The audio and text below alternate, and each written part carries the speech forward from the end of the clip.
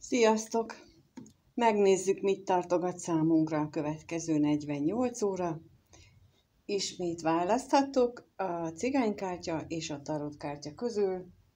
Lássuk is, hogy mi az, amit számunkra a következő 48 óra tartogat. Üdvözöllek, aki a tarotkártyát, a cigánykártyát választotta. Nem tudom, mi lesz a tarotkártyával, de majd meglátjuk. Tehát aki a cigánykártyát választotta, most számukra kérünk információt arról, hogy mi várható a következő 2 napban. Onnantól kezdve, amikor megnézed.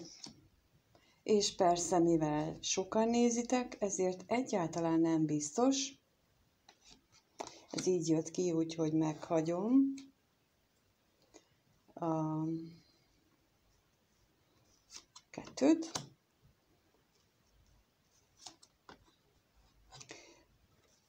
Hát néhányatoknak nagyon kellemes 2 nap elé nézünk, mert hogy kijött a vágy, a levél, az örvendezés a szerelemmel, azok így össze voltak ragadva, és nem akartak különválni. A lelkész és a szerelmes nő. És amennyiben te vagy a szerelmes nő, akkor rólad szól. És itt van a szerelem lapja is, tehát ez eléggé érzelmes időszak, vagy legalábbis a érzelmeknek a megéléséről szóló időszak. Ugyanakkor ott van a vágylapjával a testi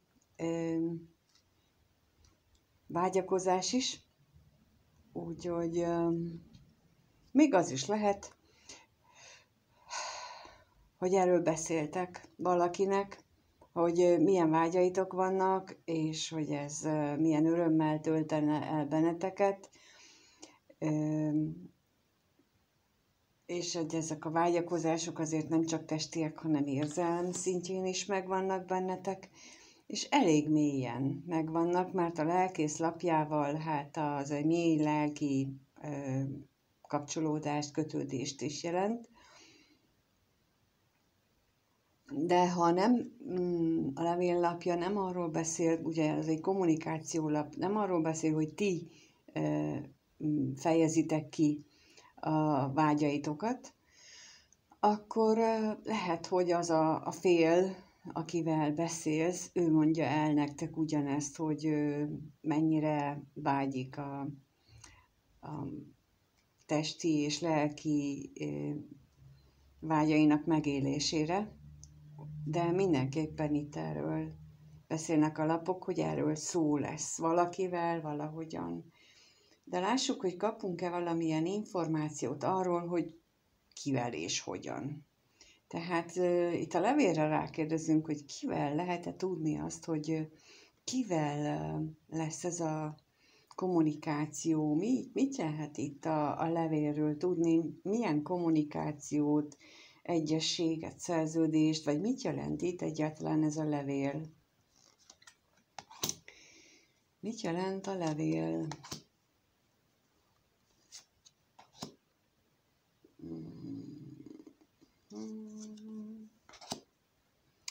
Kijött rá a szerencsétlenség, a katonatiszt, a házasság és a váratlan öröm. És hát ugye a szerencsétlenséggel itt a vággyal összekapcsolva itt egy tüzes vágyakozásról van szó, de ugyanakkor azt is jelentheti más esetekben, hogy nem túl jó dolgoknak a következtében, mondhatnám így is, hogy elég szerencsétlenül alakultak a dolgok, és ennek következtében most egy távolságtartás van egy kapcsolatban, ami hát váratlanul valami jobb irányba fordul. Ez a kapcsolat, ez az lehet a ti kapcsolatotok, de lehet annak a személynek is a kapcsolata, akivel beszéltek. És akkor itt megint azt tudom mondani, hogy például, ha valakivel így beszéltek ilyen dolgokról, akkor ő elmondhatja azt, hogy hát mostanában nem túl jól mentek a dolgaink, de nagyon szeretném, hogy helyreálljanak, és ezért én nagyon reménykedem, és nagyon vágyom arra, hogy ez így legyen. És ha megtapasztaltátok, ha nem, nagy esetben, vagyis sok esetben működik az a dolog, hogy amire gondolunk, amiben hiszünk, azok bekövetkeznek. Talán azt a mondást ismeritek, hogy vigyázzatok, mire vágytok, mert hogy megkapjátok. Na hát ez körülbelül ugyanezt jelenti, hogy ha ilyen vágyaitok, gondolataitok vannak, akkor vagy a másiknak, akkor be is következhet. És itt a 48 órában ennek elég nagy a valószínűsége. Lássuk, mit jelent itt a lelkész. Mit jelent itt a lelkész ebben a 48 órás előjelzésben? Tudhatunk-e meg erről többet? Mi ez a lelkész? Ki ez? Mi ez?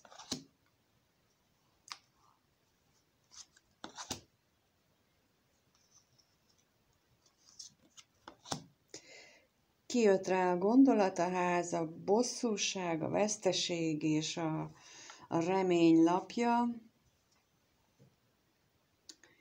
És hát itt jelent meg egy másik férfi személyjelölő, ugye a katonatisztnél volt egy olyan személyjelölő, aki nem egy elkötelezett kapcsolatról beszél, hanem egy felszínesről. Itt a gondolattal megint csak megjelent egy férfi személyjelölő, és lehet, hogy ugyanarról a férfiról van szó, aki rengeteget gondolkodik azzal a hellyel kapcsolatban, ahol ő van, vagy egy házzal kapcsolatban, és őszintén szólva ez neki rengeteg bosszúságot, problémát, belső csatát okoz, és reménykedik, hogy végre meg tud már ettől az agyalástól, ettől az állandó gondolataitól meg tud végre szabadulni. A reménylapját én itt így értelmezem, és a reménylapja azt is jelenti, olyan értelmezése is van, hogy azért az egy lassú folyamat. Tehát ha ő abban reménykedik, hogy ezek a bosszúságok, veszteségek, amik például otthon a házban, ahol ő van, ott vannak, akkor az lassan fog elmúlni, megváltozni. Ha akármilyen házzal kapcsolatos problémái, bosszúságai, veszteségei vannak, azok is csak nagyon lassan fognak megváltozni és jobb irányba változni. Tehát semmiképp sem ebben a 48 órában, de ezen lehet gondolkodni akárkinek. Úgyhogy összességében azt gondolom, hogy itt a következő 2 napban a jellemző az a vágyakozás, a reménykedés, a gondolatok és szintjén valósul meg, és legfeljebb kommunikáció szintjén, de valódi fizikai tettekben itt nem mutatnak a lapok olyat, hogy valami nagy változás vagy nagy esemény következne be. Inkább csak a jelenlegi életnek a tovább folytatódása. Köszönöm szépen, hogy itt voltál, aki a cigánykártyát választottad, és köszönöm, ha lájkolsz, feliratkozol, és azt is, ha megírod, hogy ez téged hogyan érint, történt-e nálad valami hasonló, amit a lapok mutatnak. És lássuk azokat, akik a tarot kártyát választották. Számukra mit mutatnak a lapok? Köszöntelek, vagy ha itt vagy, és nézzük, mit mutatnak neked a lapok a következő 48 órára. Mi várható? Mi várható a következő 48 órában a számodra?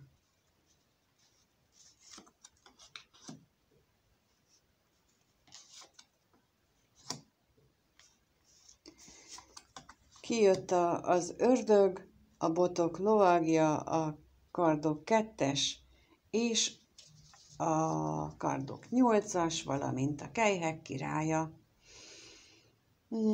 És nekem így közben már az jött, hogy itt valaki nagyon megkötözve, bezárva érzi magát, ördögi, tehát ilyen nagyon úgy érzi, hogy ez már szinte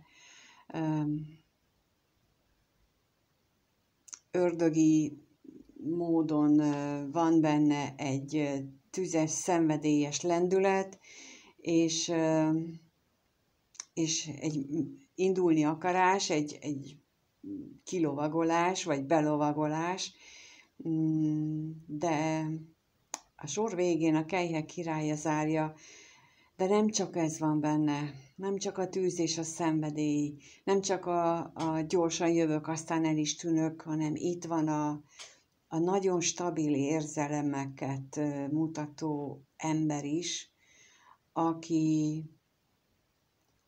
ül az érzelmek tengerében, és nem látja, hogy hogyan tudna ezen keresztül jutni. Nem látja, hogy merre induljon el. Hiába van ott a tűz és szenvedély a lovaggal, a lóval, nem tudja, hogy hova induljon. Hol, hogyan. Pedig már a lónak a lábai is indulásra fölemelte. Mind a kettő, tehát nagyon szeretne vágtatni, szeretne, de merre? Hova?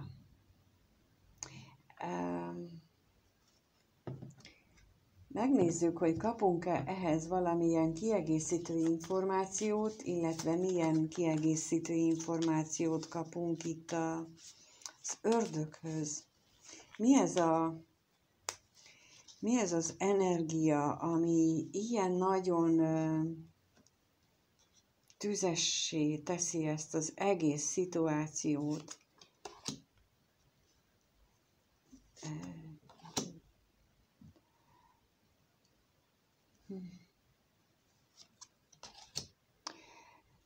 Kijött rá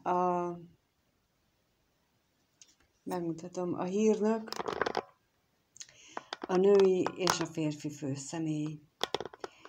Tehát tulajdonképpen lehetséges, hogy ez a lovag azért szeretne annyira vágtatni, mert szinte az őrületbe kergeti az, hogy nem tudja, mit gondoljon erről a párosról, erről a férfiról és a nőről, akik egy párt jelölnek. Nem tudja, hogy mi van, és a benne lévő szenvedély, ami arra ösztönözné őt, hogy megtudja ezt, ez nagyon kívánkozik belőle, de pillanatnyilag még úgy tűnik nekem, hogy egy hírre vár. Azért van itt a középpontban talán ez a kardok 2-es, ez a bizonytalanság, benne lévő bizonytalanság, de rákérdezünk, hogy mit jelöl itt ez a bizonytalanság? Mit jelöl itt ez a bizonytalanság a következő 48 órára vonatkozóan? Mit jelöl itt ez a bizonytalanság?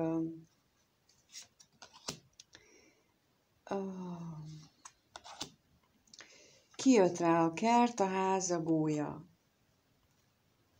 Tehát ő abban bizonytalan, hogy mennyire legyen ez publikus az otthoni környezetben, elkezdjen-e egy új kezdetet, vagy ne kezdjen el, elmondja-e otthon, vagy ne mondja el, felvállalja ezt az egészet, vagy ne vállalja fel.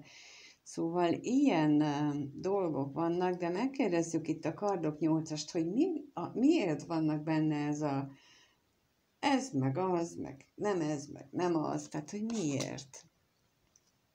Miért vannak benne ezek? Miért? Hova? Hova? Kijött rá a virágcsokor, a kulcs, a hajó és a kígyó. És valamiért most nekem az jött, hogy ezt így visszafele mondom, hogy lehet, hogy van benne, tehát lehet, hogy ő magában van egy olyan kígyó oldal, egy olyan sötét oldal, ami hiába vannak neki szép gondolatai, nagyon kellemes kis gondolatai, meg is találja ezzel a megoldást a problémáira, de mindig ehhez a kígyó, ehhez a sötét oldalához vezeti el, ahol a kígyó nem az ő sötét oldalát jelenti, hanem esetleg egy személyt, aki őt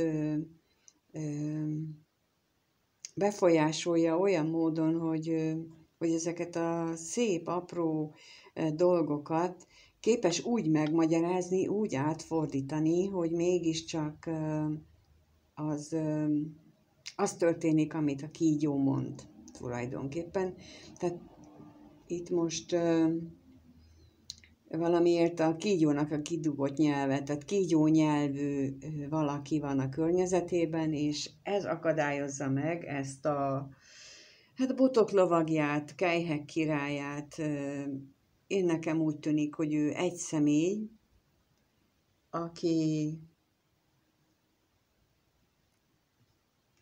akinek ez a dilemmája van, de ő az ő szívében ott van az a pár, a női főszemély és a férfi főszemély, és akik valamire várnak, valami hírre várnak, de hogy ez a 48 órában ez hogyan valósul meg, itt még rákérdezek arra, hogy a botok lovagja elindul-e. Elindul-e a botok lovagja a pár felé, vagy ő viszi-e? Elindul-e a botok lovagja? Mit tudhatunk meg erről?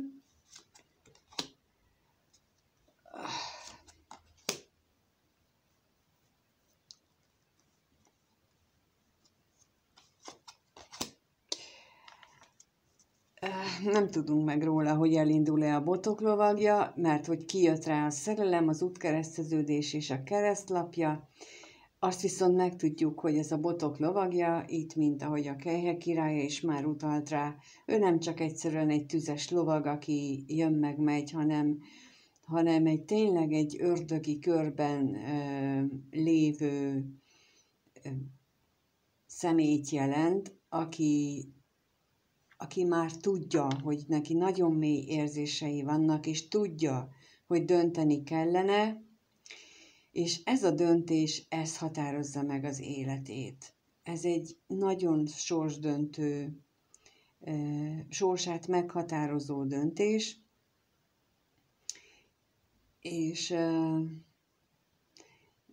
szerintem maga a döntésnek van itt esélye ebben a 48 órában.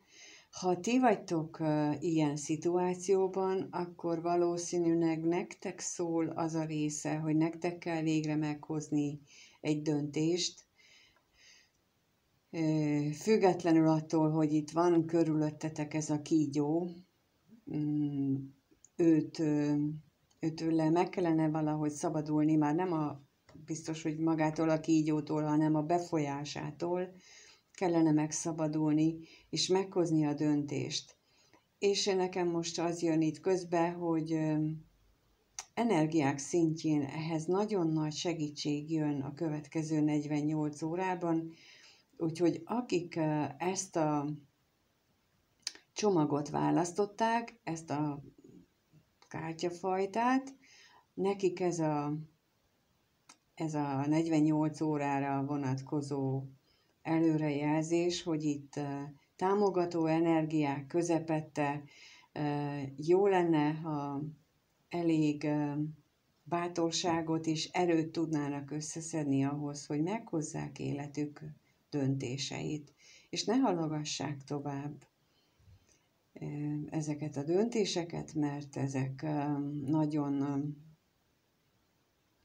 nagyon nagy befolyással vannak az életükre. Köszönöm szépen, hogy itt voltál, lájkolsz, feliratkozol, mindenkinek minden jót kívánok, sziasztok!